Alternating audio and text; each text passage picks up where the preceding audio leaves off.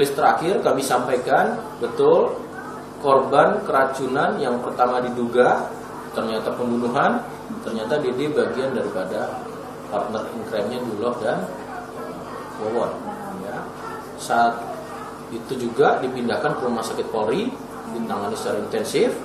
Proses pemeriksaan harus dalam posisi keadaan sehat, mau tersangka maupun saksi, sehingga ketika kesehatannya sudah dianggap memadai, pulih, penyidik akan melakukan pemeriksaan lebih intens melalui berita acara. Oh, berarti ini masih belum bisa diperiksa? Sejauh ini rilisnya nanti akan disampaikan oleh penyidik ketika sudah selesai dilakukan berita acara.